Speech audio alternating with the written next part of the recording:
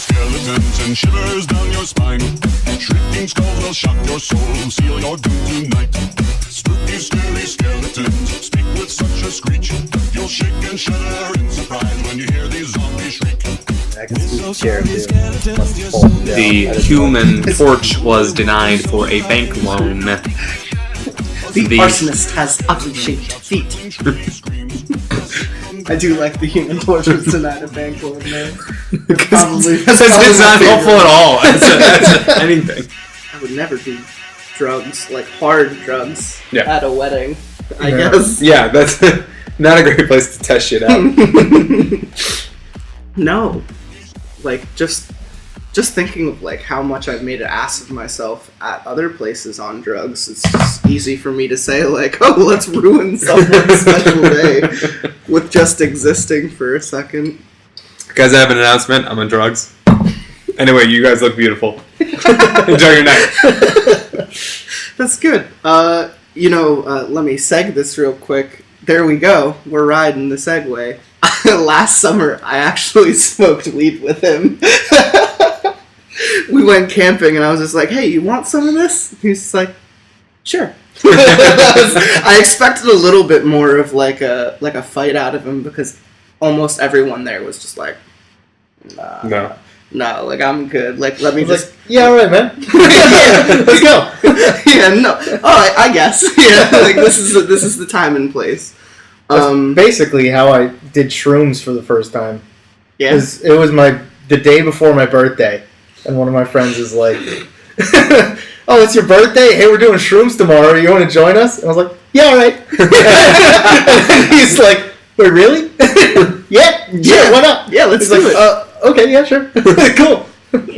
That's fantastic. The first time I did shrooms, I was in an apartment with my roommate, and at the time he was going through some shit, and he's the kind of guy who will hold on to like a gallon bag full of them and then just pop a couple. Like, every day he comes home from work and he's looking to just like unwind. He'll like pull out the bag and walk around like it's a bag of potato chips for like the entire night. And one day he like pulled them out and he was just like, you ever do shrooms? And I was like, nah, I don't think I'm like in the right state to like do that. And he's like, okay. He hands me a handful. He just takes a fucking handful out of this giant Ziploc and just puts them down. Good stuff. What'd you think of shrooms? I liked it. I like it a lot. Yeah. It's kind of like it's like a weed without the downer. Yeah. It just sort of slows down. Yeah. Yeah, it's good. Colorful and more of a body high than a head high. And yes, it felt more earthy. Yeah, I was happier, I think. Do you guys eat portobellos or shiitake? Both. Okay. That's cool. I don't get high from it. I just get like this. It's a nice umami flavor, and like it goes well on pizza. But I don't get the same kind of. Or with like some udon noodles or something. Yeah. Ooh. Yeah, totally. Yeah. Yo, remember we made those mushroom sliders? Those were really good. Those were good. Yeah. Basically, just the patties were little mushroom, not shroom sliders. Not shrooms. Mushroom sliders. It's funny you say that because someone else who's been on this podcast, my roommate also was on this podcast at one point. But the last time I did shrooms, I had like this ordered 2 pizzas and had smoked like a whole bunch throughout the entire day. And when the pizza finally arrived, I was already like tripping, and I was like, I'm really hungry, but I also still have more shrooms to take. So I just took them and I just put them on top of the pizza and just ate the fucking like 2 slices with just like probably like a 1/10 of mushrooms on like each slice. And my friend's just like snapping me the entire time, and I'm just like, don't send this to anyone. the judgment I'd receive for like both eating and doing drugs in the same setting at the same time. Like, man, life. Best pizza I've ever eaten. Oh, it was okay. The taste with shrooms is like, it's not good with anything. It's not even good by itself, really. I don't mind the taste, but it's very like, it's just like picking something up outside and putting it in your mouth, you know? Basically. Like, it's good in like a peanut butter sandwich. I've never done that, even though people talk about it all the time. Like, take Yeah. an eighth and just put it inside, like, a bread with peanut butter. Like, Yeah. oh, I guess. Yeah, it probably gets you to, like, digest everything faster. On this podcast, we talk about drugs a lot, so it's nothing new. Yeah. But I don't do drugs because I'm a good Christian man. dare. Yeah. Okay, I will then. If you're daring me, I'll do drugs. Drugs are really easy. No, so this is Lotsa Pasta. This is the podcast where we not only talk about drugs, but we also talk about the spoopy things. Spoopy times. Spoopy times. Spoopy times. I think I want to start by introducing our guest. We've never had a guest with you on an episode before. I know. I'm here with Django Phillips. Django. And we've never had a guest most of the time just because I think, like, we're fine. Like, Yeah. I don't need any help. You don't need any help. No. We don't need a third person to really butt in. But if there was ever gonna be a person to let him join in on an episode, it was gonna be you. Yeah. You guys are like best friends. You brought him up in a prior podcast. Yep. In episode... We were talking about traps. Of course. Yeah. In episode 34 and 35, we did something where we ran through creepy game instructions. Like Ouija, like Bloody Mary, like that vein of stuff, but so much more, like, shitty and, like, hard and, like, scary. Okay. Like, there was one called Midnight Man where it's, like, blood ritual, chant something, leave your door open, knock 20-something times, like, crazy stuff. Like what I do before I go to bed. Yeah. So naturally, we're running through these hypotheticals of what would happen if him and I were to do these here in my empty house. And one of them called for more people. So immediately, the first person he thinks of is you, and we had to pick a name for you off the top of our heads, like right then and there. Yeah, and you don't remember. I don't remember what the name was. I'm so excited. I'm so excited. We were pretty high, so I mean that was back when I was still smoking. True. It was Strawberry Shortcake. Oh, yeah. I like it. That's a good name. It's cute. That's a good name. That's pretty much like the response I thought it. Yeah, so I'm here with Django Phillips and Strawberry Shortcake.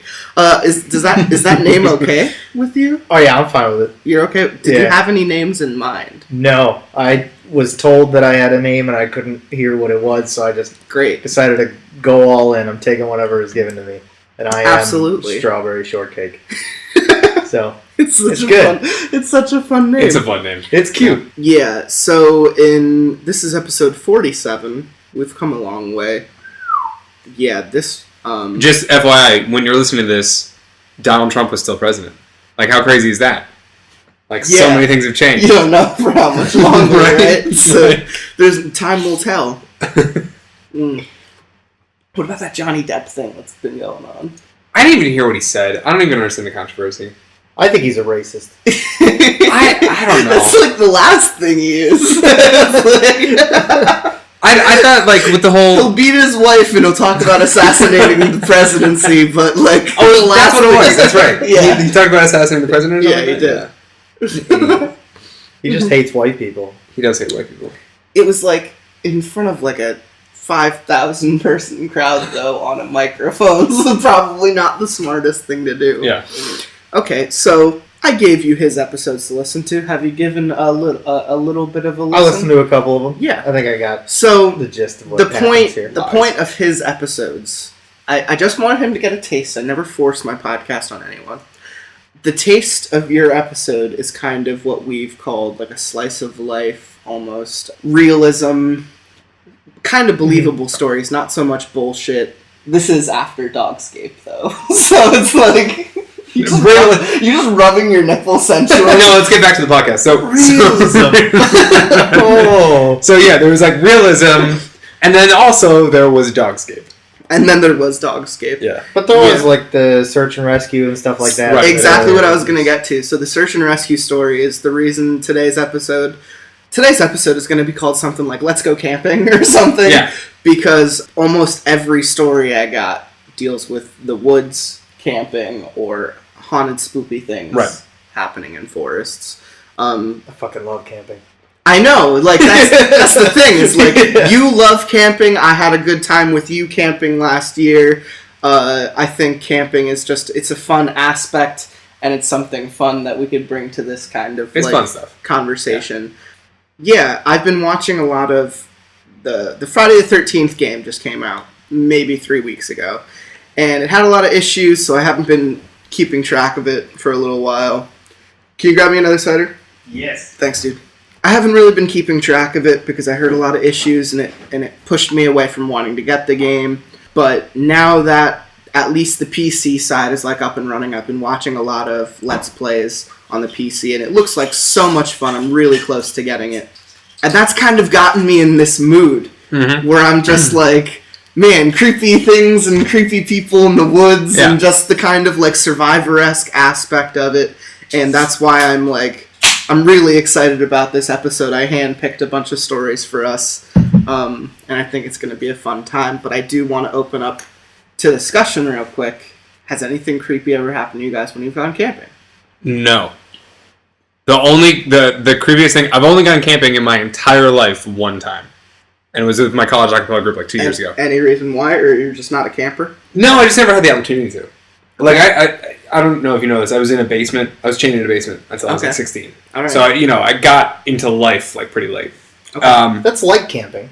Yeah, it was like camping. True. It was like camping. If you close your eyes and you imagine forest around you, it's definitely it's like basement desk. There was a bear down there. So, I mean, I guess there were similarities, yeah.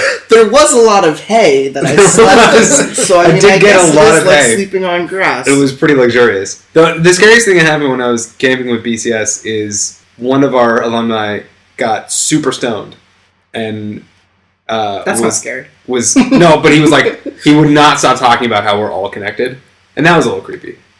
Cause that's more of an interpersonal thing. Yeah. that could have happened with you guys in an apartment. It had nothing to do with the context of the situation. That's very true. We're all connected. Like, I get it. In a creepy way, though? No. No. He just would not stop. And we were all like, I'm not going to use his name. We were all like, Dave, yeah, I get it. We're all connected. It's like amazing. And he's like, no, but think about it. Like, really think. Like, he was like the weed stereotype for that moment. And we were like, yeah, great, we get it. Just sees one with the universe and reads into conspiracies and theories in his head. And his perspective shifted and he saw all the world laid bare. There's like a huge paradigm Like, if shift. you really think about it, like, the beginning and the end of the universe are probably the same thing. Like, what if we're in the middle of the beginning and it's also the end? Fuck, I never actually thought about that. What about you, Strawberry Shortcake? Anything weird or crazy? You said you've gone camping a lot and you love camping, so there has to be something. The only creepy-ish thing that happened one time, it was years ago, was me and my dad, I think it was at World's End State Park, which is like up north PA. Great name. It is. I mean, it's a really nice, it's a nice park. But there was some sort of owl. I forget what kind of owl it was, but the way it like screeched, it sounded like a child screaming, and it was just the fucking weirdest thing. Mm-hmm. So you're like, is that like someone torturing a child in the woods? And how old were you then? I don't know. This is maybe like 10 years ago. Okay, so I was like a young teenager. Yeah. I love how someone's getting murdered in the woods. And his dad is like, no, it's an owl. But someone's literally dying, like being cut open. He, in Django's last episode, we read a story about a mountain lion call. Mm-hmm. And that sounds eerily like a woman screaming bloody murder, pretty much. Yeah. And so that... Yeah, I can definitely relate to that. After editing that episode, I was like, I never want to hear that out in the wilderness ever. Yeah. Ever. It was terrifying. The creepiest things that ever happened to me in the woods was either just like getting lost or not being able to sleep and like the Blair Witch-esque hearing something like off in the distance, like getting closer, and not knowing what it is and being too terrified to either fall asleep or go look at it. I would pretty much just sit there, like, staring up into, like, the sky, just like, well, I hope it's not a bear. I hope it's not a bear. I'm not going to go look, and I'm not going to tell anyone, but I hope it's not a bear. Just waiting. Yeah. Yeah. Yeah, you know, life. Yeah. It happens. Or maybe, like, the scariest thing that's happened is, like, I'd run out of beer on the first night, and I'm like, shit, do I have a drinking problem? Yeah, didn't that happen the last time we went camping? We ran out of beer. We ran out of beer in, like, maybe the second day. Yeah, we had to go for a beer run, like, the second day we were and we were only there for, like, 4 days, so it was like, shit, like, we need beer. Yeah. The only story I've heard from that camping trip is how Terry the Tickler had, like 11 beers, and he was like, guys, I'm not drunk at all. everyone was giving him shit for it. You've been drinking for 13 hours, of course you're not that drunk. Yeah. Oh my god. There's one other person that's been dying to do an episode with you, but I had to have you come on an episode with him first, and that's Harold Heavy Hands. Yeah. He really wants to do an episode with you. So now that I've gotten you on this one, we need to go do one with him then, eventually. Yeah, so now that we got, like, the personal stories out of the way, I don't think there's anything really too creepy that's ever happened to me in the woods. It's rained a bunch. I'd say more than half of the camping trips I've went on, I've just been rained out. I've just been miserable, but nothing really creepy happened. I mean, storms are pretty scary, specifically when you're, like, out there in the middle of all the shit. That could be a little daunting, but ultimately I've never seen anything crazy or had anything crazy happen to me. Bears, but, like, from a distance. Yeah. And they stayed away from the campground, so it's like, okay. Yeah. Bears aren't, like, inherently terrifying. It's kind of just cool. Just like, hey, that's cool. Hey, that's a bear. Hey, that's a bear. Let's walk in the other direction really fast. Yeah. So I'm gonna start with. Can we? One more thing. Yeah. What's up? This is my idea, right? Yeah. Okay. This is what we're talking about. Give it to me. So, 8 of us, 8 friends, go into the woods with 16 40-ounce beers. One Uber driver. We'll give him like a cigar, just for like being there. He has one car. All 8 of us get in a circle in the woods in the middle of the night. How do we get out there? Uber. Oh, so we take 2 Ubers there and one leaves. Yes, and we have one stay there. Yeah. So we're in the circle with the 9 of us, and we tape up the 40s to our hands. Mm-hmm. Edward 40 hands. The first 4 people that finish go back with the Uber driver. The last 4 don't, and that's it. They just get to camp, or what? Who fucking knows? They don't have any. No, they don't have anything on them. They just have, like, the clothes in their back. So they probably have, like, their phones and stuff in their pockets, but they have, like, these 40s strapped to their hands. Yes. So it's more about... No, we take their phones.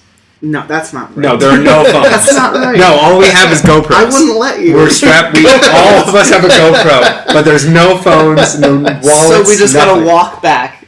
You gotta figure it out. In what's probably nighttime. It's like Survivor Man, but way scarier. But drunk. Edward Survivor Hands. I don't like it. That'd be picked up I love it.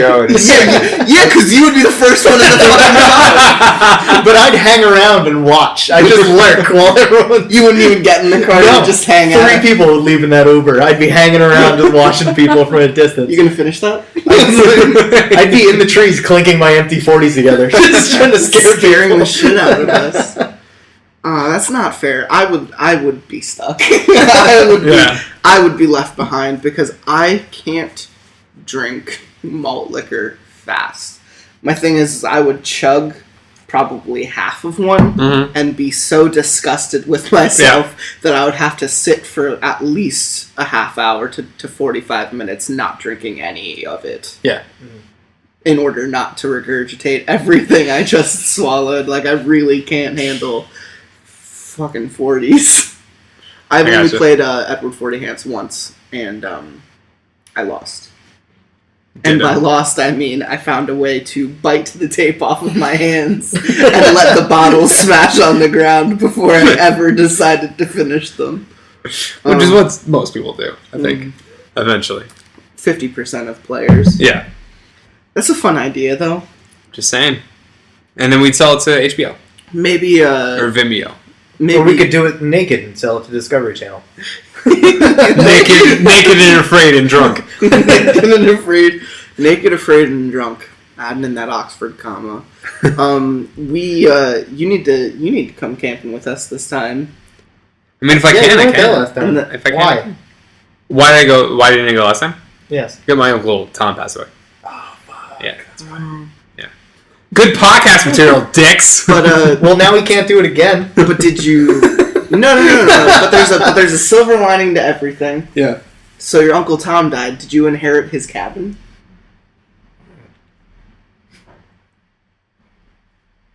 It's Uncle Tom's cabin. Can we go to commercial? You didn't inherit your Uncle Tom's cabin? I didn't inherit. Because then we could just go camping there. We could, but it's pretty racist down there. That's a problem. It's an issue. All right. Speak for yourself. It's not a problem for me. It's not a problem for any of us, but it's just weird to be around. God damn it. So I'm going to have Django start off with this one. This story is from Unsettling Stories, which are fun. We've read a lot of these on a bunch of episodes. Most of the time, I'm not going to say it. I'm not going to say his name. I refuse to say your name. You know who you are. I'm not doing it. Voldemort. Yes. Lord It was Voldemort. Lord Voldemort with thunder crackle in the background. Yeah, this one's called The Big Scary House in the Woods. Just to start us off. Scary? All right. You know, if we needed a story to get us straight to the point, then it's The Big Scary House in the Woods.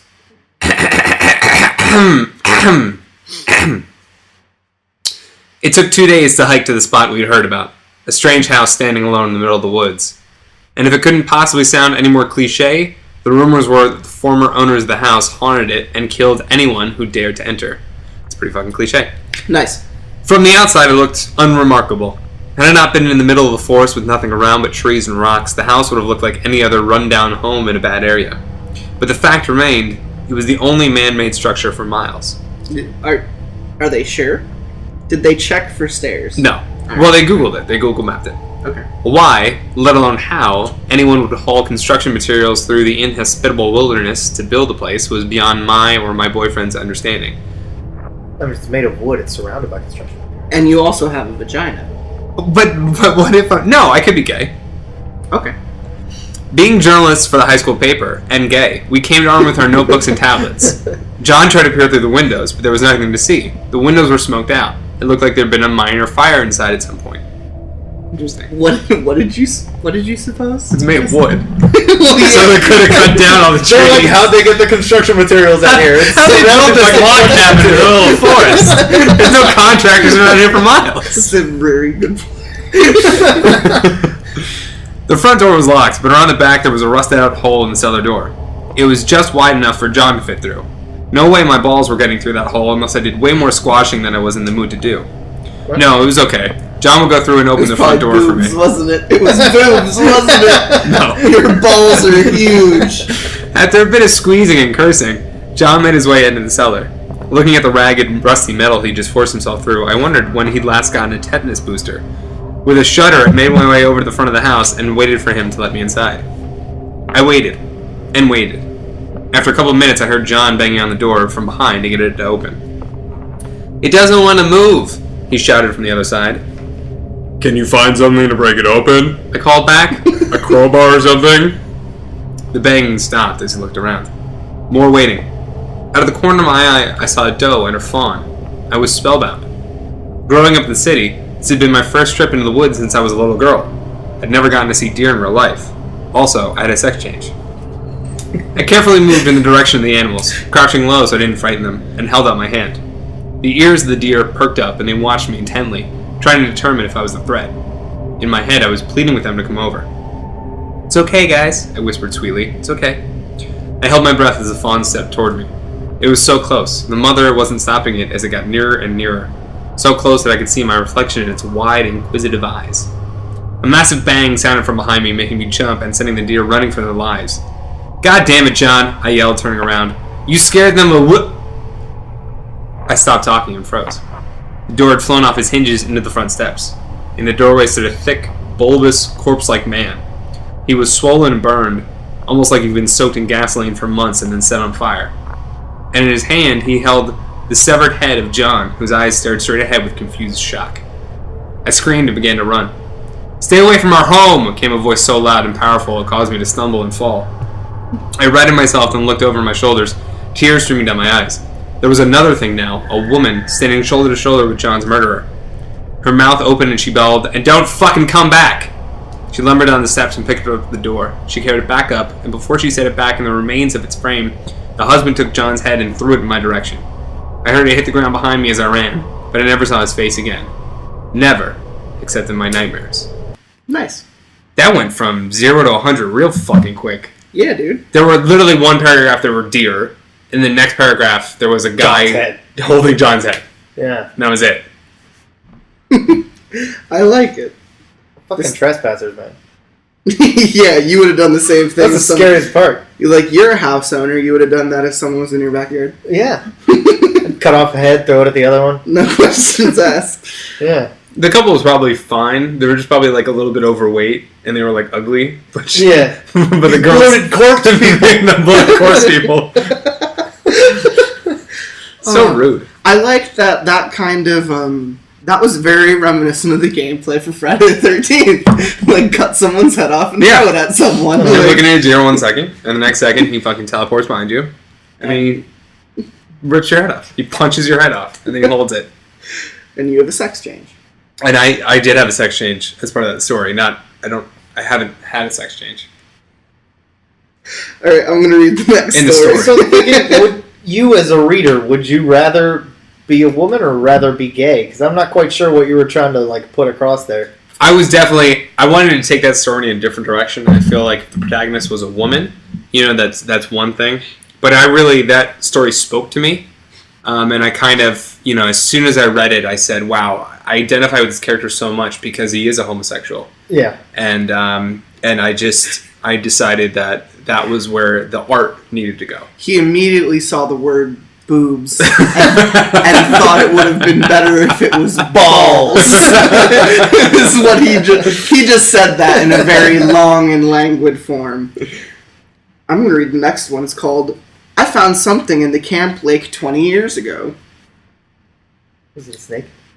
Might have been a snake, who knows? I was at this like summer camp, and they found like a snake in the lake, and one of the counselors just threw a big ass fucking rock on it. And then he's like, alright, kids, back in the lake. That was it. I have a very similar story. I went to a sleepaway camp when I was probably 10 or 11, and I had a camp counselor who was always high, because naturally. Mm. And he's off smoking a blunt in the woods, and we're swimming in a watering hole. Two of us come out of the hole, and we're like picking up our stuff that was left down on rocks, and there's a fucking giant ass spider. It's right there. Had to have been like big hairy motherfucker. Uh-huh. My camp counselor comes like bumbling over, and he's just like, I think that's a wolf spider, and he's like laughing as it's like getting closer to us. Yeah. So he picks up a giant fucking rock, just smashes it, and this dude like my camp counselor, his name was Hugh, and he had to have been 6'3". He looked like fucking Shaggy from Scooby-Doo. Yeah, just smashed the shit out of that. Hugh Janus? Hugh Janus. I know. Oh, we saw a snake a couple weeks ago. We were hiking in the Delaware Water Gap, and it was, I don't know if you have Bunch of baby ducks. bunch of baby ducks. Bunch of baby ducks. Okay, but it was me, bunch of baby ducks, and two other guys. Uh-huh. And we're just hiking down this trail, and bunch of baby ducks goes past first, and I'm passing right behind him, and there's this like 3 foot long snake like right next to us on the trail. I'm just like, holy shit, snake! And I jump out of the way, and the other two are behind us, and some like 12-year-old kid comes out of nowhere. He's like, cool! Look at what I found! And he just fucking picks it up. We're like, no, you don't fucking touch that. And we just like run away, and we're like, That kid probably died. we snake didn't probably stop ate him. him. Like, we just let him go. That kid's at home with the snake right now, thinking, "What a pussy you guys are." Yeah. Like, don't they know snakes? Harmless. As it devours his arm. I found something in a camp lake 20 years ago from Creepypasta. It's been 20 years since I worked as a counselor at Camp Valleyway. 20 years that I've tried to forget what I've seen, lying to myself and others about what I know happened. And for many of those years I succeeded in fooling myself, pushing the dark thoughts into a hidden place in my mind. But after reading the newspaper today, I can lie no longer. Let me begin my story. Already has. I started work when I was 15, spending my summers away at Camp Valleyway. The camp was nestled in the foothills of the Appalachians, cupped in a valley between two mountains with a natural lake at the center, its waters stained murky with southern clay. I worked as a swim instructor, and each week a new set of campers traveled from across the state to experience the outdoors. I still remember the exact day it happened, Tuesday, 5th week of camp, the hottest day of the summer and just before the 4th of July, the week known as Rich Week to the counselors, since many of the wealthier parents took off for the holiday and left their children behind. It came right after Orphan Week, which is when the Clarkstown Orphanage, largest in the state, traveled to camp free of charge because the camp was government owned. Bring your orphan to camp day. It's Orphan Week, everybody. They called it Orphan Week, I'm sure, to their faces. They were like, "Welcome to Orphan Week, Gave children." them all buttons, and it doesn't say their names, just It's just orphan. It's like Shark Week. They got like cages for them and everything. God damn it. Yearly, the local residents came by at the end of the week, and children were often adopted. Just last week, a girl in my class had found a new home with some farmers a few miles out, and I remember seeing Ellie wave from the cab of a pickup truck as she started her new life in the country.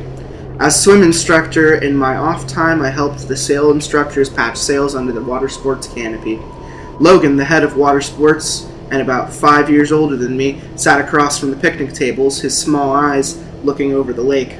Logan kept his hair in a tight buzz cut, revealing a scar on the back of his head, and when he spoke, it was in a deep drawl. "Mike, watch what you're doing," he growled, noticing I had skipped a stitch. "I only got 2 eyes, and there's too much going on for me to watch everyone today." "Got it," I said, and put my head down. Logan kept a tight watch on his crew, but now his focus was on the lake. Ed and Ted, 2 twin counselors with one brain between them, were teaching a beginner swimming course.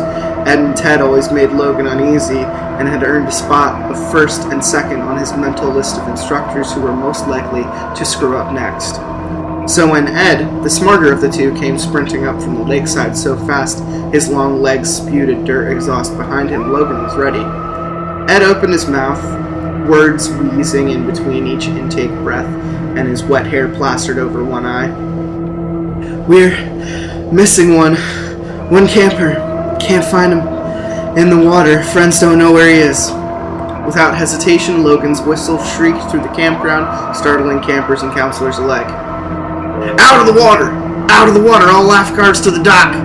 he shouted, his deep chest working like a bellow as adrenaline shot through me and we ran to the water. As a lifeguard, it was our responsibility to search for the body, and 15 of us lined up in one end of the swimming section. At Logan's call, we dove, myself in the deep end, at 14 feet and spread out across the bottom.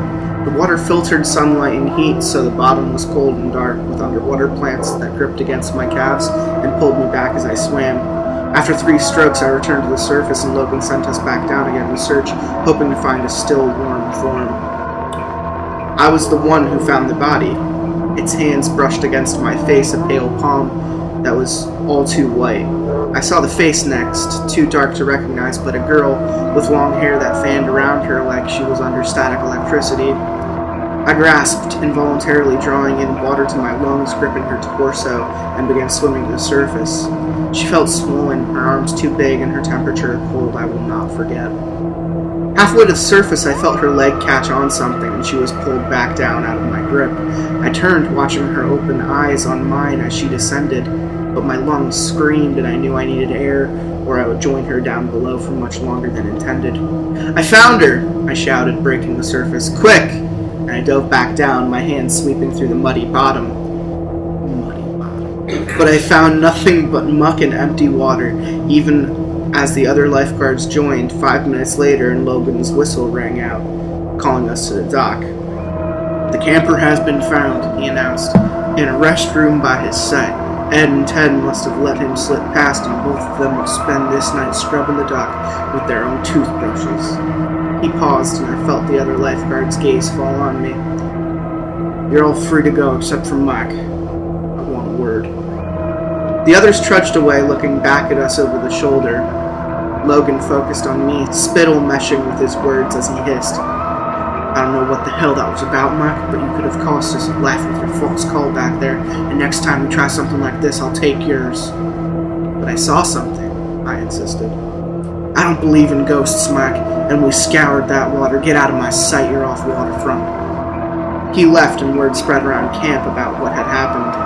I could tell many of them detested me and no one believed what had happened, so I quit the next week, pushed the thought from my mind, though it still found my dreams. That was 20 years ago, and today I hold the newspaper at the top article calling back memories. Murders at Camp Valleyway. 19 skeletons have been discovered in the lake of Camp Valleyway, several aged at over 30 years since time of death and none younger than 10. Due to renovations, the lake was drained, revealing a collection of bones at the deepest region. Several femurs were found attached to anchors with rope, and after much investigation, the state police discovered the source of the bodies. 10 years ago, before Clarkstown Orphanage was shut down for embezzling state funds, each summer their orphans spent a week at the camp. 19 were thought to be adopted by locals in nearby proximity to the camp, but after reviewing records, police have discovered these adoptions were never documented. All 19 were drowned and disposed of in the lake at an area too deep for the campers to normally enter, except for one that drifted near the swimming area due to an insecure rope. It is believed that the orphanage collected funds appropriated for these children long after their death. Police encourage anyone with information on the matter to step forward. Just killing orphans. Killing fucking orphans. What do you want to do? Just drown them. It's fine. So what about the one that was waving from the back? I was going to ask that. What about Ellie? I mean, they probably, take him on the truck, then knock him out and dump him in the lake at the end. That's so much work. God damn. Right? I mean, you can't do it, while everyone else is swimming at the lake. They'd see. Yeah, but... Yeah. You gotta make... Yeah. You gotta make the rest of the kids think, oh, she's been adopted, that's why we've never seen her again. Right. That makes sense to the other kids that... Because no one that has parents is gonna hang out with an orphan. No, So especially they- with the button on her shirt Yeah. that says orphan. So once they get adopted, they ditch the button, they ditch all those loser kids, Right. and they hang out with the other kids with parents. Yeah, that's true. This is a good plan, too. I thought that one was better than the first one. I like Yeah. that. That was a creepypasta, so they were from different sources. Yeah. I'm going to let Strawberry Shortcake read this next one. But this one is going to be a bit of an experiment. Uh-oh. It's in French. So do you speak French? Do you speak fluent French? Oui. Ah, oui, magnifique. Okay, you lost me.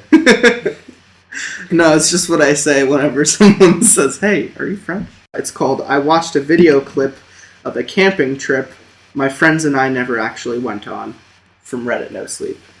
I love those hooky titles. I love those kind of titles. You know? Well, Reddit No Sleep is I've already got we a need to story. get people to click on Yeah, I this. know, and I love that. So they'll make it 3 sentences long. They'll Yeah. max out characters just trying to do it. I watched a video clip of a camping trip with my friends. Oh, shit, sorry. Whoop.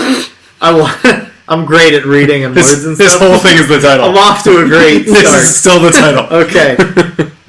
I watched a video clip of a camping trip my friends and I never actually went on. From Reddit No Sleep. For the past 2 years, we've gone on a camping trip together, me and my group of friends. Sean, Lynn and her sister Lily, Key, Sal, Monica, and Gabe. Monica's family is really wealthy, and they own a lot of land out in bumfuck Michigan, so we've wrapped up our past 2 summer vacations out there in the woods. We pitch a few tents in what's basically the backyard of Monica's grandmother's huge Victorian-style house and pretend we're roughing it, when in actuality we just sleep out there for the 5 hours of the night that we don't spend drinking or playing video games inside. Cooking out over the bonfire and climbing trees is fun, but it's always only been a very small part of the trip. None of us talked about it or admitted it out loud, not even Monica. But we were all a little afraid to be out there for too long. We had no concrete reason to be, but we were.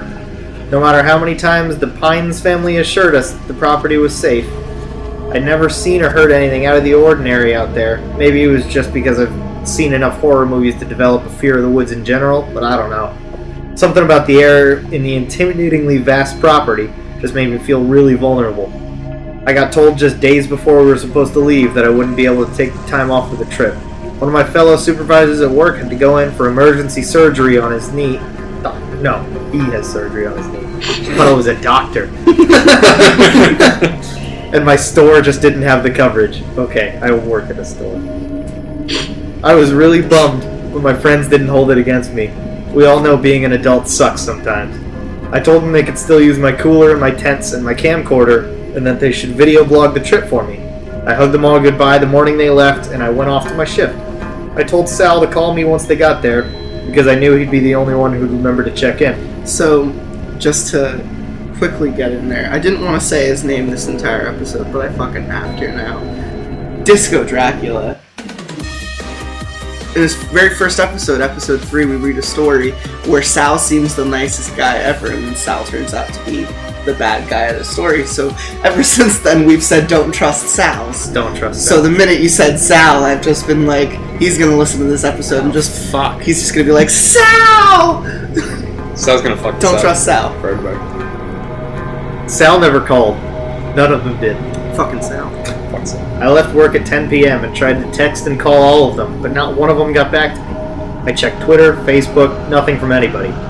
No updates since Gabe's hitting the road status from earlier that morning. Felt like throwing up. Something felt really wrong. Key's mother called me as soon as I started to panic, and she sounded really rattled too. He hadn't talked to her all day, and he's really good at touching base with her when he takes trips. I'd later learned that whole night, my friend's parents were all trying to get in touch with each other. None of them heard from their kids since they first got on the road. Monica's mom called the landline to the house several times. Grandma Pines was out of town this year, but Monica should have answered if they were there. She didn't. Sean's father drove up to the Pines property the next morning with Monica's parents.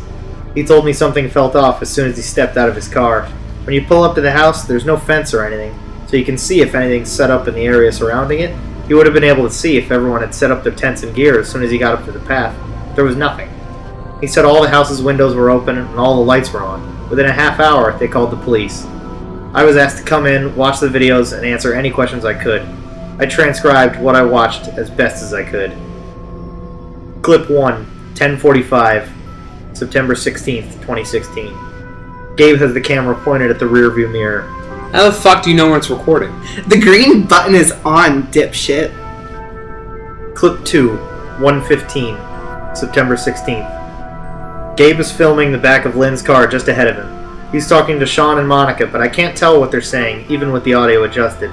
It's raining really hard and I see flashes of lightning. Clip 3, 8:16, September 16th. A close-up of Monica. She's smoking and swinging in the rocking chair out on the back porch. She looks tipsy. She notices she's being filmed and winks at the camera. I think Sean laughs.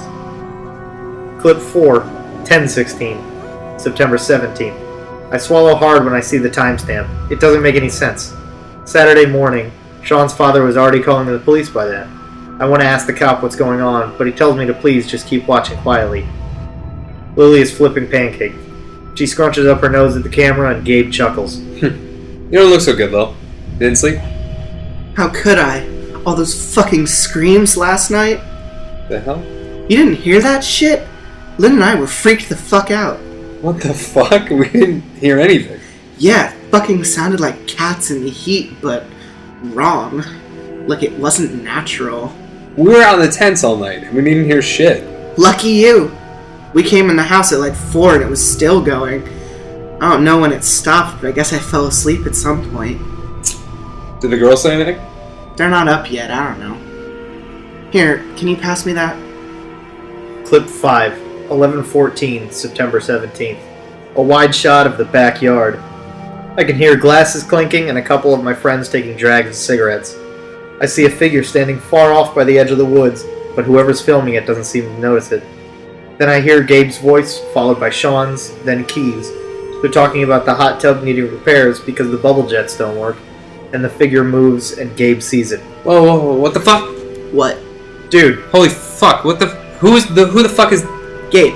yo, what the fuck, man? Did you see? Did you fucking see? The figure's contorting in the distance, and I cover my mouth with my hand. It's shaped like a person, but it starts doing this odd twitching movement with its arms.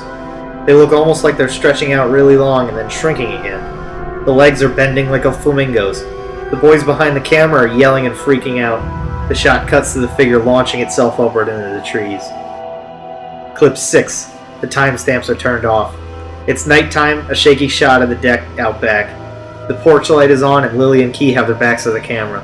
They're crouched down sitting off the steps and Lily is sobbing. Key looks behind his shoulder and mouths, "Turn it off," but the camera's still recording. Key pecks the top of her head and rubs her back, but she barely moves. Are you sure you saw? His voice is too quiet for me to hear everything he says. I'm pretty sure Gabe is the one filming again. I don't see Monica in the shot, but I hear her voice, and then Sean's. What happened? You didn't hear that shit? What the fuck do you mean? There's some shit in this fucking house, man. Guys, come on. I looked in every single room. There's nothing in Freaking there. the fuck out, man. I'm tired of this shit. Well, what the fuck do you want me to do, Sean? Clip 7. Monica's a bitch. Clip 7. A shot of somebody, caught very high in a tree. Whoever's filming is panting and coughing like they started crying, and it sounds like it could either be Gabe or Sal. The shot is focused on whatever's stuck up there, and something breaks off the tree and falls. It makes no noise when it lands, and that's where the shot cuts. Clip 8. It's a shot of Monica's room, or what used to be her room when she was a little kid. I've only been in that room a couple times. It's full of old childhood shit, so there's nothing really for us to see or do in there. The window's open and a little breeze ripples through the curtain. There's a crash like glass shattering from what sounds like downstairs, and I nearly jump out of my seat, shielding my eyes, but the cop touches my arm, tells me there's nothing scary in the shot. It's still just the room, pink and purple with sunshine coming through. Clip ends with another loud crash, and I swear I see a flicker of someone's face, wide-eyed and gaunt, peeking into the corner of the window, just for a second. I gasp out loud and whip around to look at the cop, and he gives me this nod to keep watching. The last clip they show me is a still, blurred shot of the living room. The camera's facing the window overlooking the backyard, and I can see the lit campfire. The TV isn't in the shot, but I can hear the music to the menu screen of one of the Mario Kart games. The shot is shifting in and out of focus, and I can tell nobody is recording. The camera's just been left on. It's about a minute and a half of just this, then suddenly the power in the house goes out with a crack, and I shake in my seat. There's a strange howling noise from the outside, but it's not a coyote, not an animal. It sounds like 2 or 3 people mocking wolves, but warped. Something hits the window with a hard thud and I wince. There's blood spattered across it, and through the smears I can see somebody with oddly shaped limbs standing by the fire. They don't move. They just stand there with their head bent down, fixated completely on the flames, while the howling keeps going. I start to notice something. The howling sounds exactly the same every time, like it's a 6-second sound clip playing on a loop. As soon as this clicks in my mind, it stops completely, and I'm so thrown off that I almost don't see the figure disappear. It doesn't leave the shot, I don't see it move, it just vanishes. The fire goes out, and the lights turn on in the house again. The menu music from Mario Kart is playing again, and I can hear my friends laughing, the clink of beer bottles. The shot goes blurred and then shuts off. That's all the footage they showed me. I was asked where I was during all this, why I didn't go on the trip, when my friends had some of my belongings, especially the camera, and I told them the truth. I told them about the previous 2 years, how nothing strange had ever happened on the Pines property before. In turn, I asked them what happened to my friends. They told me 7 bodies were found on the property, none of them belonging to any of my friends. Their parents were asked to identify the bodies and remains, and none of them matched. My friends are just missing. I knew the cops weren't going to tell me, so I asked Sean's father about the 7 dead strangers. Were they people the Pines knew? He didn't know. He just told me how he found them.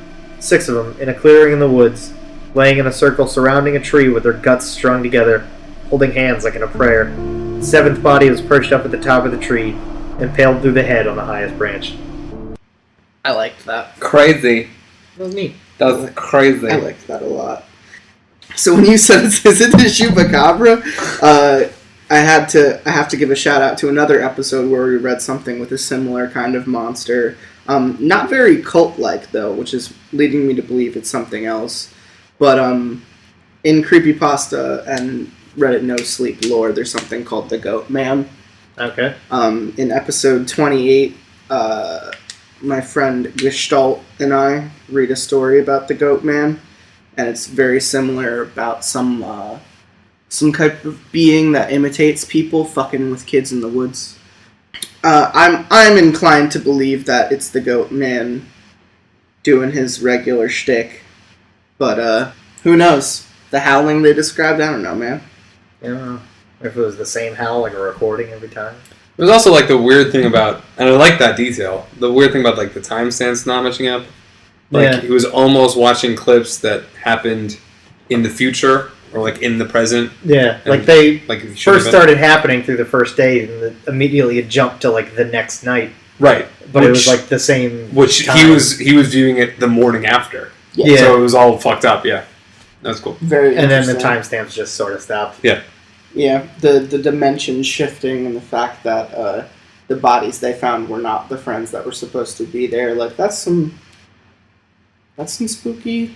That's spooky. That's some spooky Twilight Zone shit. Oh yeah. We're gonna switch gears. We're gonna get into what we usually get into. We're gonna do a single round of some search and rescue stories that we usually do on the end of Django Phillips' episodes. And Strawberry Shortcake, you may not be caught up on these, but it's the only thing in my show that has a continuing narrative over several episodes. Okay. This is your 10th episode, by the way. Ah! This is your 10th. How do you You should have had a fucking cupcake or something. How do you feel? It's great. I feel great. So this is our 10th episode reading search and rescue stories. Well, no, there are a couple we skipped on Dogscape and we skipped on Slender Man, so this is your 10th episode, but it's probably the 7th we've read search and rescue stories on. Yeah, so search and rescue stories is like a guy working for SAR that does an online log about the weird shit that he either hears about or sees in the woods. We're in a spin-off called Ranger PB, so it's like he's interviewing another ranger now. He's already done telling all the weird stories that happened to him. Now he's talking to the rest of his team. So this is Ranger PB continued. Peanut butter. A firefighter who was helping us at the training app told me about a call he'd gone on. Supposedly he helped rescue a kid from an absolutely massive tree. He said they didn't give him details, just they needed him to come out and help because they lacked the proper equipment. He'd been called out specifically because this thing was so huge that the search and rescuers didn't feel safe trying to climb it. He'd been a tree trimmer before joining the volunteer fire department, so it was easy enough for him to grab his old equipment and come out. He was let out about 2 miles, and the team stopped at one of the biggest trees in the area and pointed it up. They laughed and asked the op captain how the kid had gotten up there. We made some joke about the old cat in a tree thing, but the captain just shook his head and told him to get up there and get the kid down. He said he knew something was up, but he didn't push it. He said that as he climbed this tree, he started wondering if they were playing a prank on him. There was no way his kid should have been able to climb this fucking thing. I mean, it was massive at the base, but about halfway up, it started tapering, and I almost had to turn back a few times because I didn't really think it was going to hold me. But he said he kept going, and when he was just about the top, he saw a flash of blue in the branches. I saw the kid's shirt sort of caught in a branch, and I called out to him and told him to come near me if he could, but he didn't say anything. I kept moving, calling the kid's name, telling him not to be scared. I was there to help him. By the time I got to him, I knew he wasn't going to answer me. I found him, or what was left of him, cradled in the fork of a branch, and the fact that he was up there was sheer luck. If he'd fallen any other way, he would have come crashing down. It wouldn't have mattered though, because this kid was dead long before he ended up in that tree. I don't know who put him there, or how, or why, but it was fucking sick. The kid's intestines had popped out of his mouth and were hanging in the branches. It was fucking sick, bro. It was fucking rad, pretty gnarly. It was gnarly, bro. I wanted to say it, but continue. It was like some sick fucking Christmas tree, where they were draped all over everything. I got a better look and saw that it even popped out of his ass. His guts were hanging out the bottom of his pants. Jesus Christ. His eyes were gone. I assume shoved out from whatever force caused him to fucking pop like a stress ball. You ever seen a body that's been floating in water a long time? How their tongues kind of swell up and stick out? No. His was like that. His was like that. You know those bodies you see? You know those bodies you see from time to time? Like in your pool? I remember because there were flies crawling all over. I think I must have gotten in a shock because... And I just pushed that kid down with a stick I broke off a branch. I just kind of poked him until he fell. I don't know why I did that. I almost lost my job because of that. But man, the thought of hauling that kid down over my shoulder the whole way, gathering his guts up and coiling them around me like rope so they wouldn't get snagged, I couldn't do it. I've seen a lot of dead kids. More than I'd ever admit. I've seen a kid who hid in a full bathtub during a house fire. Boiled him alive. They turned him into literal soup. But this, I don't know what did this, but the thought of touching that kid's body made me feel like I was going to lose my mind. I heard him hit the ground and I figured everyone would freak out, but they knew he was dead when they sent me up here. They didn't say anything, but they didn't shout or freak out or anything. I got to the bottom, I started to get up in the captain's face, asking him who he thought he was sending me up there when they knew damn well the kid was dead. But he just told me it was none of my concern, and he thanked me for getting the evidence down. I remember he said that. I remember it specifically because it was so weird to hear it phrased that way. The evidence. Like he wasn't even a person. Like he'd never been a little kid who got lost and had something fucking unspeakable happen to him. The captain had a crew lead me back out to the woods, but he and the two others stayed behind, and I thought that was weird. Why wouldn't they have me help get the kid out? I tried asking, but the guys leading me out just told me they couldn't discuss an open case. I asked him what he thought had happened to the kid, and he got really pensive and thought about it for a bit. I would have said a crush injury, based on how his guts came out like that, but with those injuries you see massive contusions under the skin. Obvious trauma. And this wasn't like that. It was almost like the kid got caught in a big vacuum and had his guts sucked out. But even then, there was no trauma. None at all. It bothers me, man. It bothers the hell out of me. Yeah, Ranger PB is a woman. Oh. So, Or a gay man. We don't know. Could be. We've She already, couldn't get her balls through in that your last- doorway. Could go either in your way. last episode, Could go either way. we already Open divulged. question. Still don't know. It's still 50-50. Who is PB? Okay. On the next episode of Lotsa Pasta. On the prior episode of Lots of Pasta. PB's name is Pat. Benatar. Pat Buchanan here. Yeah. Could be Buchanan or Benatar. It really could be a gay man or a woman. That's what I'm There you saying. go. We just don't know yet. So maybe one of these days we'll find out, but we just don't know. Literally. It's hard. It's hard to tell. We don't know. It's a mystery. Like- I couldn't make heads or tails of it. Yeah. Episode 31. Yeah, it could go either way still. We'll find out though. Stay tuned to Lots of Pasta. Oh my god. Next story, Ranger PB. One of the vets at the training op reads, "No sleep," and he recognized my stories. He knows me pretty well, and we've swapped stories before. He asked if he could share something he's noticed about the stairs and some thoughts he had. Fucking stairs. So this is not PB, this is a new person. Goddamn stairs. Yeah, I'm glad that we get more of the stairs. Back to Stairs are stairs. fun, just finding stairs in the middle of the woods. Stairs. Good That times. happens. I go camping a lot. I see stairs. There's stairs everywhere. Yeah, you've seen firsthand. Stairs you've seen happen. stairs. You've seen The stairs. stairs happen. It's a bumper sticker. I'm really glad you decided to share these. I think it's important that people be aware of what's out there, especially since the Forest Service is doing such a good job at covering it all up. I asked him what he meant. What do you mean, what do I mean? The lack of any kind of media attention, no coverage of missing kids or bodies found miles from where they got lost in the first place? You can't tell if this is continued dialogue. Just do it. That was the conversation I was having in my head. Do you continue reading this like a fucked up Ian McKellen? He's talking to the oldest black man still alive on the face of the David earth. Paul Leeds hit it right on the head. The FS is doing everything they can to keep people coming here, even if it isn't safe. I mean, to be fair, it's not like these things happen every day.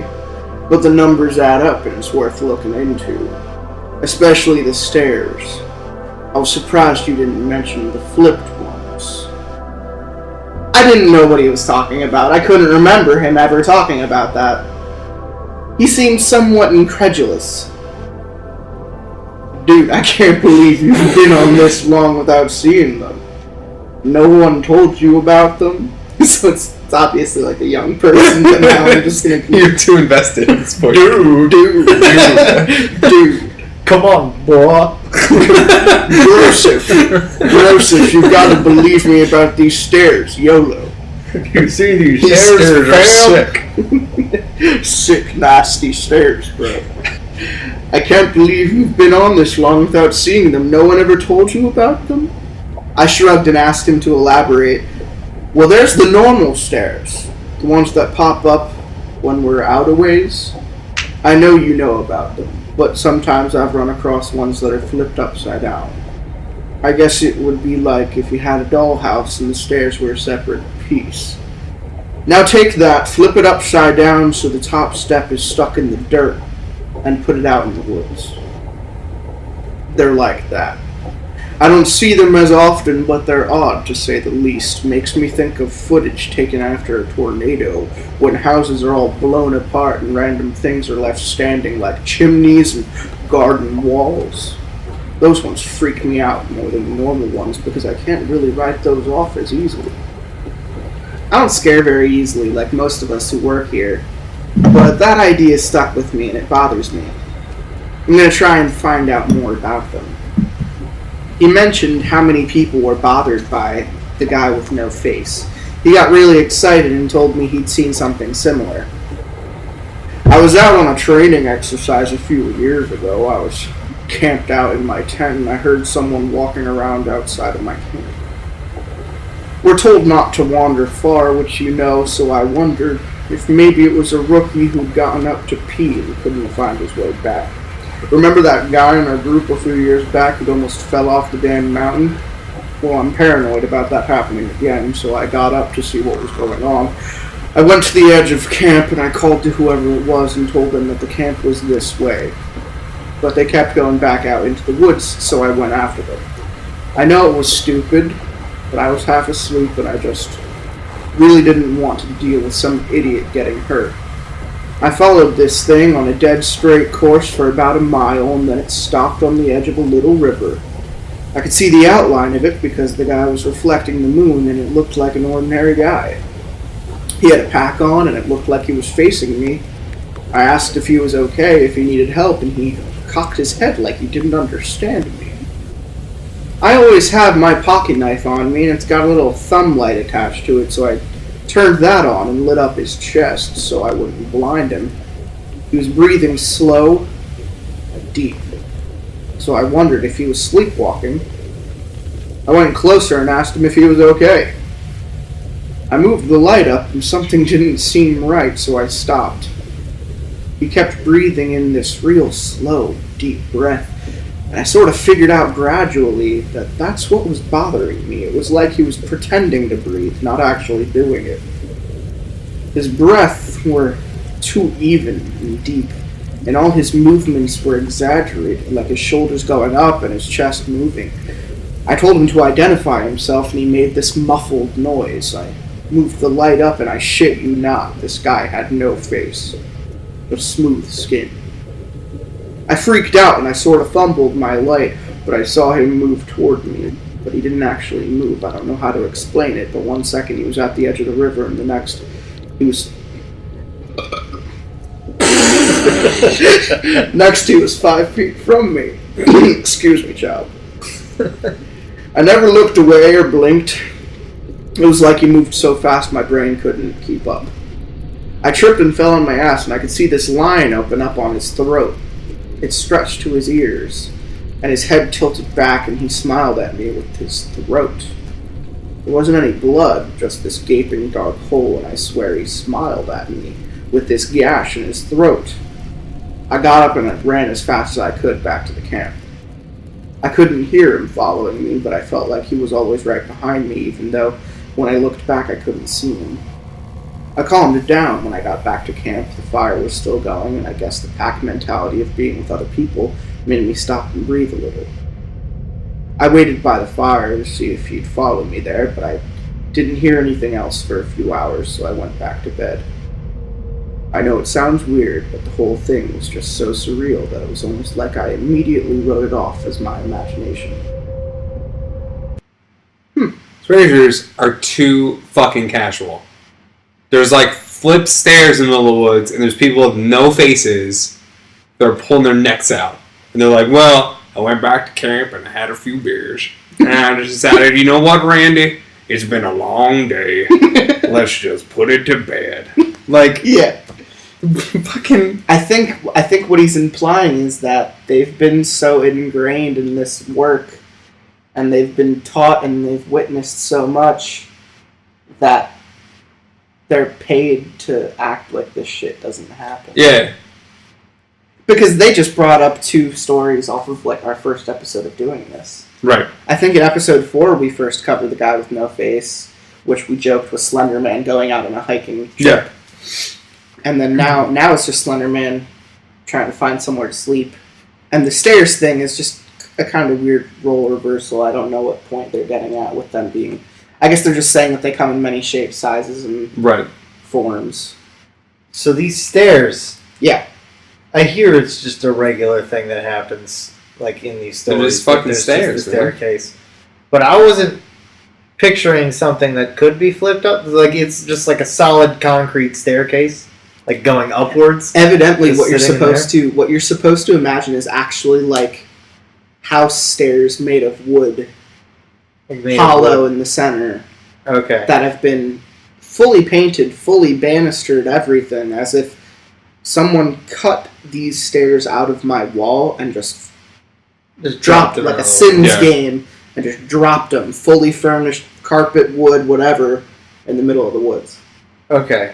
Yeah, well, there were 3 sorts of things I was picturing when I heard just you find stairs in the woods. Yeah. There was none of them were that. Exactly. One of them was just like a solid piece of concrete, like a Because those exist. Yeah. like a staircase shaped thing, Mhm. or stairs going down into like a cave or something. Oh, okay. Like Oh. someone there's a hole in the ground where monsters live, and there was stairs going down. Ah. Gotcha. Not stairs going up to nothing, but stairs going down to something. Or stairs like you'd see on a trail going up like the side of a waterfall where there's just stones that were Gotcha. purposely Yeah. put there to get up a steep slope. It's Not like a staircase staircase. No, it's like a but just- staircase. the most surreal point about it is that it is that it none doesn't of those belong there. natural Yeah. things. It is Yeah. very much like even in your first episode, we're just like, we could go 2 miles down near past the creek, and there are dilapidated buildings right there with stairs. Like, Yeah, it's not hard to imagine that like a structure just got bowled over. yeah, but but the stairs are. The sturdy point for of this it, so- story is that this is like Michigan State Park. This is like 300 miles of nothingness. Yeah. No one ever built houses out there. but it's like, And wooden yet there is a furnished stairs. furnished, finished staircase leading nowhere. And then, like, so fucking common, these fucking rangers have a goddamn, like chart put up in the camp room. And they're like, yo, if you see stairs... No, they don't have a chart. It's just taught. They have the older vets tell the newbies not to go near them, touch them, think about them, or feed them at midnight. For Because sure. Stairs usually means there's something bad gonna happen nearby, right? Because that's why That's what I'm stories tending. Yeah. That's what I'm. Like, they're I'm sort of leaning- like portals that these things descend through so and in haunt us. in episode 44, his last one, it was almost an entire log story of just like weird shit happening to stairs and like explaining them a little bit. But it seems more so that whenever anyone touches them, there's like a Twilight Zone effect that something weird happens somewhere, or it fucking kills you. Yeah, there's It's kind of like Cube, Yeah. you know, like Yeah. it's like you have a 50% chance of something just happening to someone else somewhere in the forest, or like literally just die on the spot. your hand will get chopped off. There was like a 20% chance that something would happen somewhere else. There was a 20% chance that like your eardrums would blow out. There was a 60% chance that your head would be missing. Like it would just fucking slice off your head. Just weird from shit. nothing. Yeah. Just weird shit. So yeah, I do like. I never actually phrased it that way though, as like the stairs are like a doorway from like a Portal to another dimension where Yeah. these supernatural things are coming from. Yeah. Yeah, They're just like the mist I haven't watched the new TV adaptation of it yet, but you're not gonna. I just haven't. I don't watch TV. Stephen King's your favorite author. I don't watch movies. We talk about it. On. Yeah, I I know. don't watch. There was I don't this watch. one time, I think it was The Shining where you brought it up, where I was, because we used to go through this when he lived at my place, just Yeah. like, have you seen this movie? No. Have you seen this movie? No. Have you It's seen become this a movie? thing on these Yeah. episodes. So I asked him, have you seen The Shining? And he's like, dude, Stephen King is my favorite author. And then he's seen no other Stephen King other movies. Stephen Yeah. Just The Just saw Shining. Carrie for the first time like You've 3 never weeks seen ago. The Mist, The newer? the movie. Yeah, the movie. Yeah. Oh, okay. Yeah. See, I Saw love that theaters. movie, and I thought the book was like okay. So It it's was a like, great movie. yeah, they're doing the show, but the way that they categorize the project is like a doorway. Like the mist had apparently came out of like a window that they opened up to the I always forget the name from Dark Tower. What the dark realm between worlds? I don't remember that. Are you fucking serious? I hate the Dark Tower series, dude. I'm sorry. But it connects all of his books. I know, but it's like Stephen King's your favorite it's author. like high fantasy, and the one genre I cannot get into is like fantasy. Well, it's Stephen King fantasy. Yeah, but Stephen King normally writes like slice of life horror or like science fiction but it's literally about someone bouncing in between Salem's Lot to dealing with a monster from It to a post-apocalyptic nightmare world.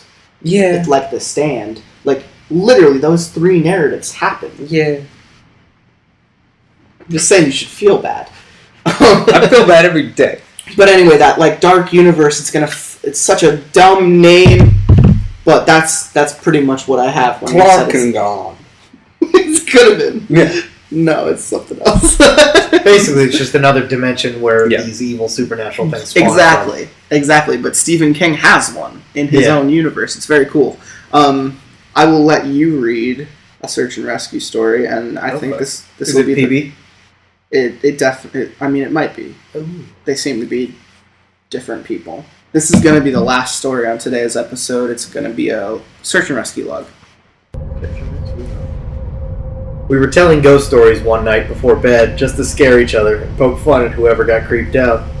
Most of the time it's the rookies, but one woman told a story that actually managed to get under my skin a little bit, and I know the same was true for others. She said it was true, but then again, every ghost story told around a campfire is true. Somehow, though, I don't think she was making it up. It had that ring of truth that only really traumatizing events have.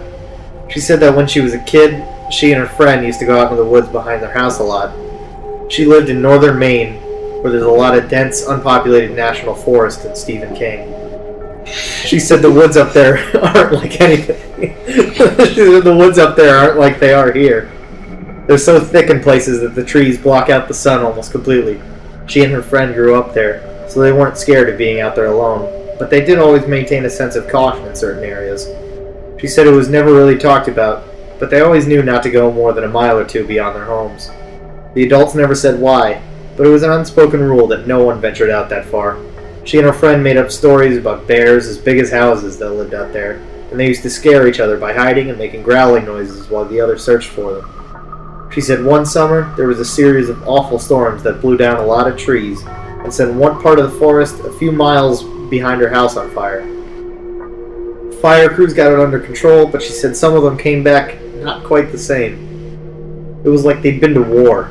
You could tell who'd really gotten scared because they had the same look on their faces. I think it's called shell shock. My friend and I said they were like walking dead people. They didn't smile or say anything, and if you went up to them, most of them left town as soon as everything was over. I asked my parents about it, but they said they didn't know what I was talking about. Once everyone was told the woods were safe again, my friend and I decided to try and hike out there to see where the fire had been. We didn't tell our parents where we were going, and it was pretty exciting to think that we were disobeying them like that. We hiked out about 2 miles or so, and we started seeing burnt trees and stuff. I remember my friend got really upset because we found the skeleton of a deer curled up under a tree, and I practically had to drag her away. She wanted to bury it, but I didn't want her touching it because its antlers were weird. I can't remember why, I just remember thinking that there was something wrong with them, and I didn't want either of us going near it. The farther we went, the more burnt everything got. Eventually, there were no standing trees. It was like being on another planet. Almost nothing green, just brown and black everywhere. We were standing there looking at it all, and we both heard someone shouting in the distance. I panicked, because I thought it was my dad, and that he was going to tell me I was grounded. Hey! Hey! You guys! Hey! You can't be out there. Hey!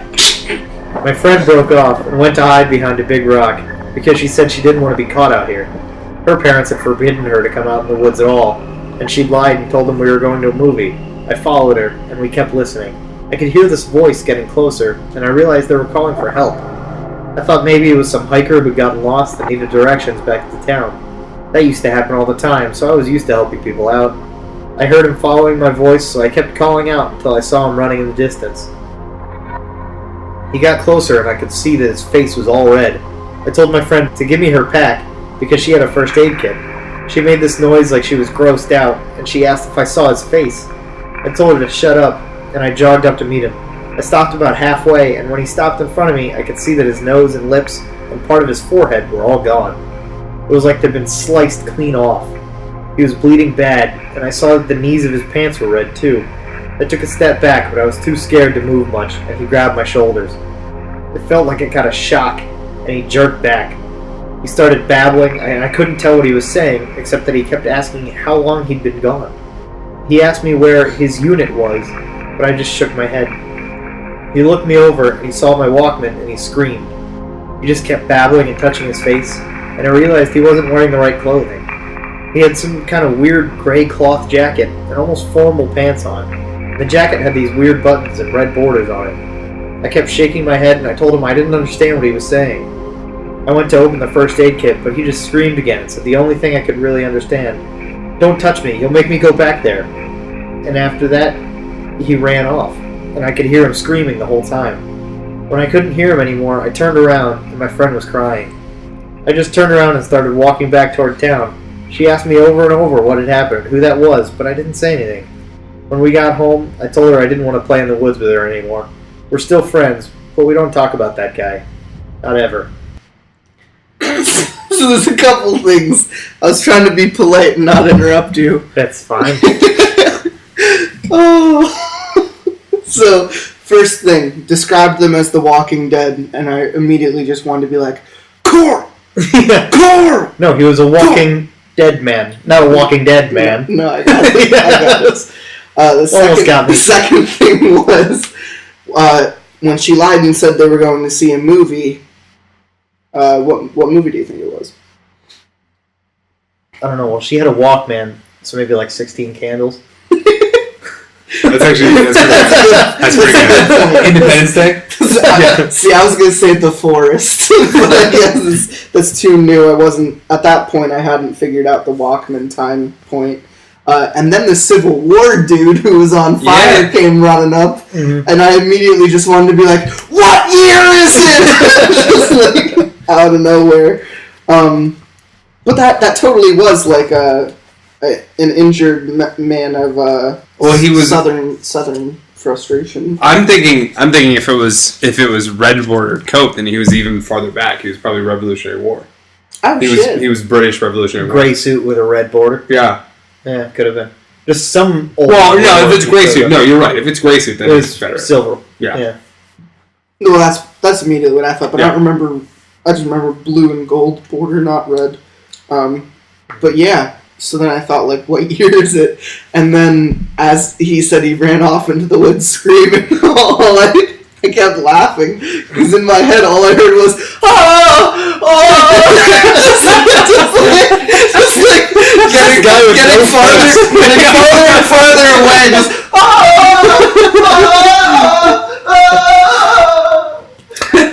That guy went on the limb for like 21 more years. just running and running. Great shot of face. Oh, yeah, I had to run away to make that sound funny.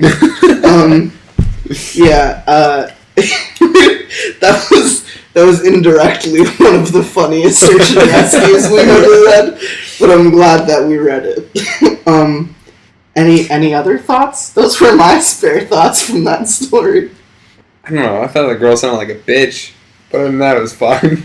Yeah. Once she got back, she was so freaked out. She was like, "I don't want to play with you. I don't want to hang out with you." I blame you for the scary stuff I saw that I can't process. Get away from me. It happens. Yeah. What about you? Strawberry shortcake? Ooh, piece of candy. Oh. You just ate that? You just find candy and eat Ooh, it. piece of candy. It's in my candy drawer. If I just happened upon a piece of candy in my house, I'd probably throw it away. Ooh, I found candy. Oh, how old is it? That's probably not fresh. Oh. You know what I had on Sunday? It was Candy that you It was found. from Friday. No, I had those Okay. candy cakes that were in the gift bags for the hotel.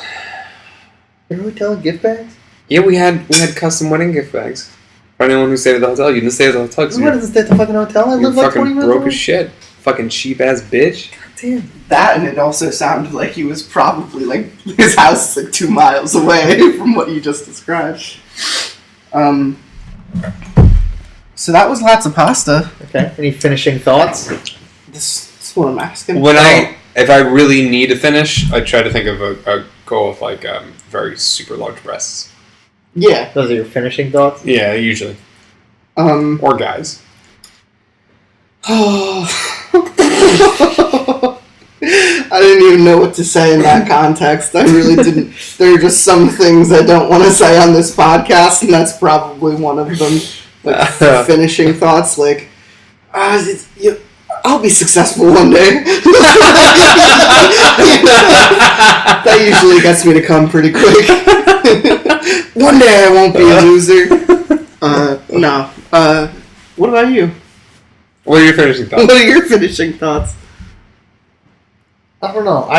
I usually finish prematurely, so I don't have time to think. His finishing thought is, oh no. Oh, I'm sorry. This doesn't happen a lot. I'm embarrassed. Yeah.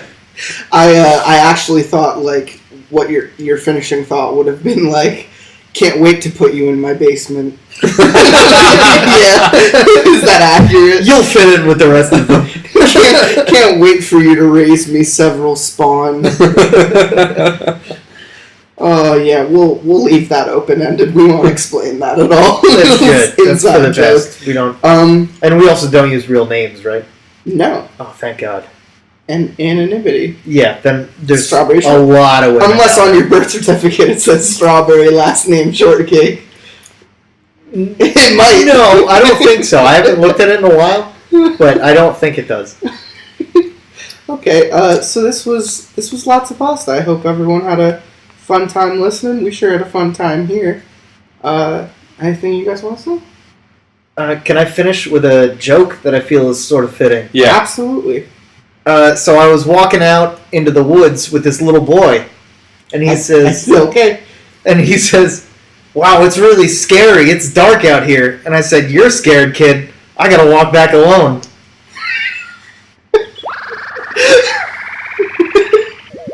This is good. That's good. This is a good joke. That's pretty good. That's it. 2 to the 1, 1 to the 3. I like good pussy and I like good trees. Smoke so much weed you wouldn't believe, and I get more ass than a toilet seat. 3 to the 1, 1 to the 3. I met a bad bitch last night in the D. Let me tell you how I made her leave with me. Conversation.